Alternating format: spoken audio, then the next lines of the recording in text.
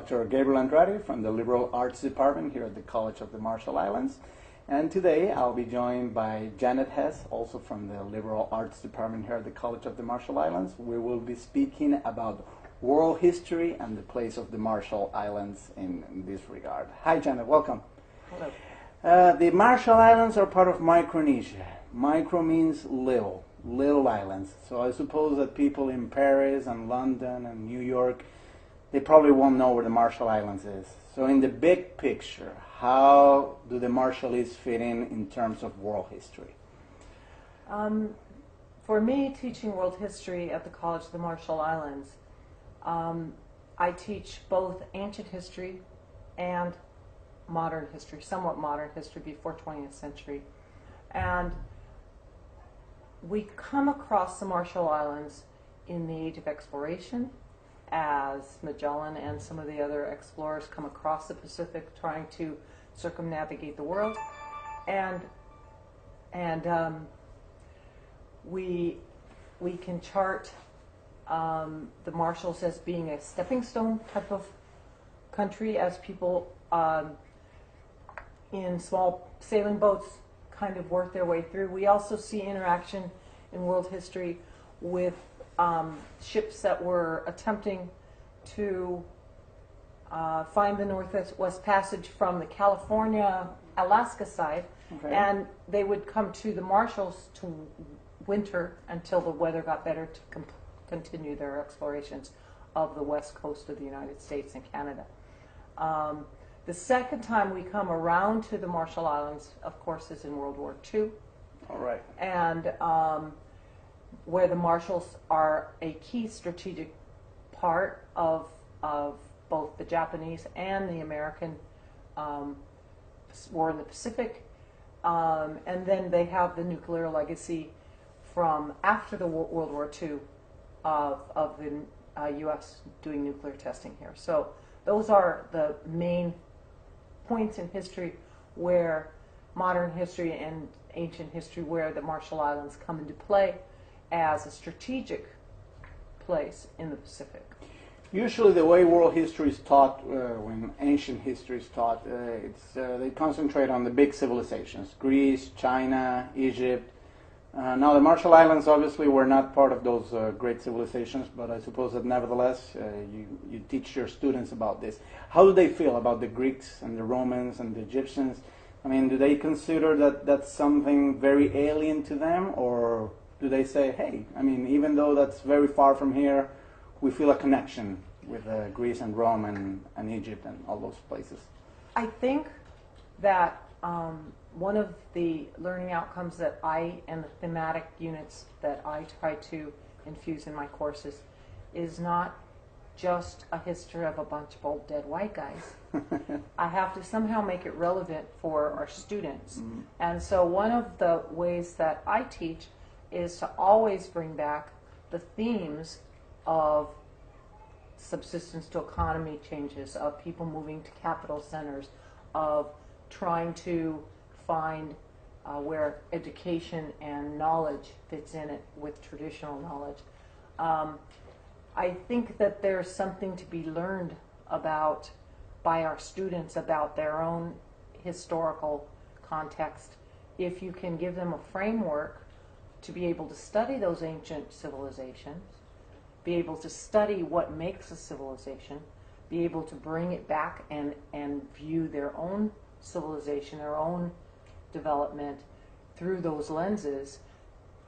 I think it leads students, at least my students, the way I teach, it leads them to an understanding or to be able to ask questions about their own civilization, the growth of their civilization, what's missing, what's there, where they need to grow, as them as future leaders, hopefully, of this country, where that fits in a greater global entity.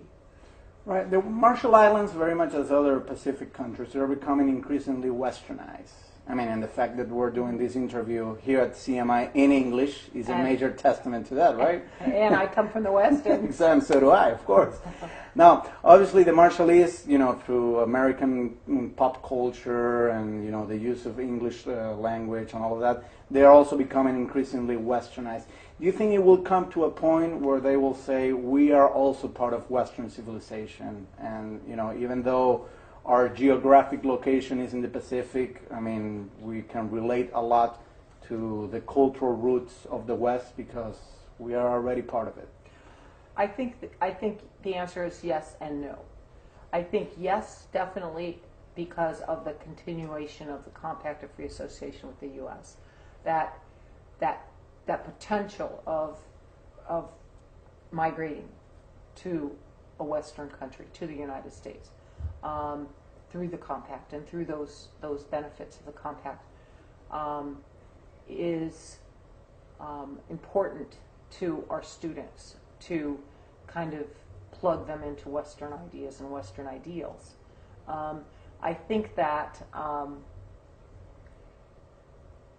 of course, with the internet, of course, with the westernization of the internet, for the most part, our students are getting a lot of that in a non-formal way as well as a formal way here at the College of the Marshall Islands. They do respect the fact that they are going to a Western accredited college, and with the hopes of many of them transferring to a college in the States. And I think that in order to survive and thrive in that environment, you have to almost be able to share some of the same values. Now, some of the research that I did for my thesis and was asking the question, how is information transferred orally to migrants or to those displaced from their land through the nuclear islands, or even adopted children who were given up for adoption to the U.S. How are they being taught, or are they being taught about their clan, their land rights, their culture, their language?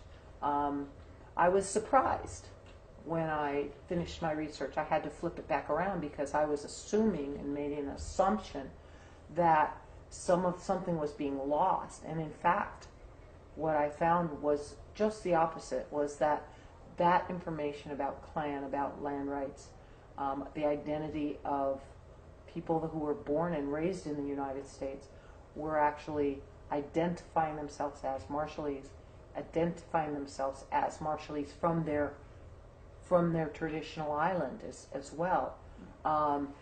And then when asked the third question, have you been there? And the answer was no, but you still consider yourself from the Kiep. You still consider yourself from the Marshall Islands, a Marshall Islander, even though you were born and raised in the United States, is an anomaly. And you see pockets of Marshallese being raised in traditional ways, with traditional values of extended family and sharing and those things, as well as being raised in a Western environment. I think that there might be shifting sand under their feet. I think there might be conflicts within families between Western and traditional ideas. I think our students our students of this generation are becoming more adept at being able to sift and sort through what they want and what they don't want. Right, yeah, Westernization is a complex process. Yes. I mean, and it's a two-way process.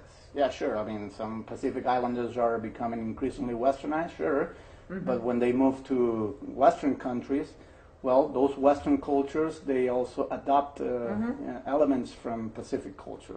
I'm sure that when I go back to Venezuela, I'm going to bring, Pacific foods and Pacific music and Pacific ideas and Pacific pace of life.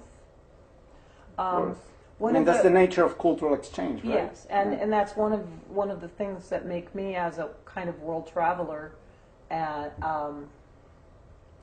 open to, and that's the beauty of traveling in this world. One of the things that I stress in my history classes, my world history classes, is that we talk about encounters, and we talk about what one side brings in and what the other side brings into an encounter. And I show my students strategies on how to look at both sides of that encounter, whether it's the side you agree with or the side you disagree with, through the age of exploration, through the age of conflicts and revolution, how different people bring to an encounter their perspective of each other and their lives and their cultures, so that you can either adopt, change, learn, or reject those influences. Of course. I think it's discernment is the key. Very well. Janet, we've run out of time, but thank you so much for coming. This has been a very enlightening conversation. My pleasure. And thank you, people, for having watched this video, and I hope I'll see you next time.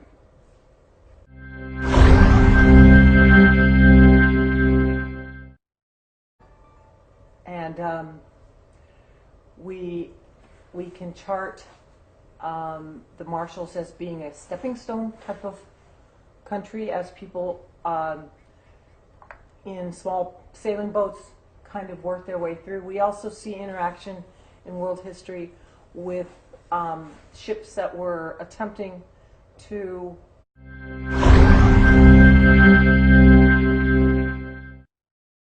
Hello, I'm Dr. Gabriel Andrade from the Liberal Arts Department here at the College of the Marshall Islands. And today I'll be joined by Janet Hess, also from the Liberal Arts Department here at the College of the Marshall Islands. We will be speaking about world history and the place of the Marshall Islands in this regard. Hi Janet, welcome. Hello.